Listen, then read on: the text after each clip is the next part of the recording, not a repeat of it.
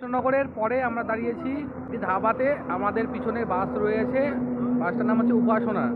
বাড়ির সকলে আছে। আমরা এখানে চা খেলাম, কোল্ড ড্রিঙ্কস থেকে শুরু করে কেক, বিভিন্ন রকমের যাবতীয় জিনিস খেলাম।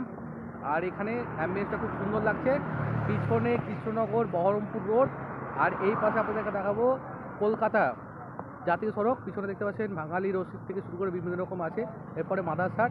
তো সম্পূর্ণ ভিডিওটা থাকছে আপনাদের মাধ্যমে, আপনাদেরকে সব কিছু দেখাবো। আজকে খুব আনন্দ হচ্ছে। বাসে করে এই প্রথম কলকাতার দিকে আমি যাচ্ছি। এর আগে ঝাড়খণ্ড থেকে শুরু করে বিভিন্ন জায়গায় গেছিলাম। চলুন বন্ধুরা, দেখাবো সামনে থেকে আর বাসটা। তা আমরা নেমে গেলাম কৃষ্ণনগরে। এই যে তা আমাদের এখন চা খাচ্ছে। এই যে এখন সব সরভাজা সব খাওয়া চলছে এখন। স্যাম কি খাচ্ছিস সেগুলো? রাবড়ি। রাবড়ি বিয়ে বাড়িতে খাবি না? হ্যাঁ সব খেয়ে নিলি। মিতু কি খাচ্ছিস? রাবড়ি। রাবড়ি কেমন খেতে? ভালো আমি খেয়েছি। এই ধাবায় বিভিন্ন রকমের সুস্বাদু মিষ্টি এখানে বিক্রি হচ্ছিল, সেটা আপনাদের সামনে আমি তুলে ধরছি আমার এই ভিডিওর মাধ্যমে। আমরা খেয়েছিলাম রাবড়ি এবং এখানে সরভাজা রয়েছে, সেটাও খেয়েছিলাম, বিভিন্ন রকমের মিষ্টি।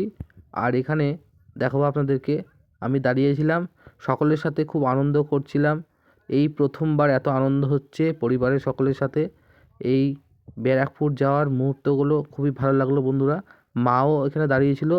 বাড়ির প্রত্যেকে, পিসি থেকে শুরু করে সকলে মিলে খুব খাওয়া দাওয়া করলাম এখানে এবং আনন্দ করলাম। আর এই পাশে দেখাবো কাকিমা থেকে শুরু করে কাকু, বোন, দাদা সকলে মিলে দাঁড়িয়েছিল। পিছনে বাস রয়েছে আর সেটা আপনাদেরকে দেখাবো। এখানে অনেকজনেই খাওয়া দাওয়া করছিল, দেখতে পাচ্ছেন দাদারা এখানে দাঁড়িয়ে আছে। প্রচুর আনন্দ হয়েছে বন্ধুরা। আমরা এখন বাসে উঠবো ব্যারাকপুরে। দেখতে পাচ্ছেন বাসে সবাই উঠতে শুরু করে দিয়েছে। আমাদের ঠিক সামনে সিট আছে, দেখতে পাচ্ছেন এটা আমাদের দাদা, আমাদের পুজো করে পুরোহিত সুশান্ত আচার্য। সকলে মিলে খুব ফাটিয়ে আনন্দ করছি।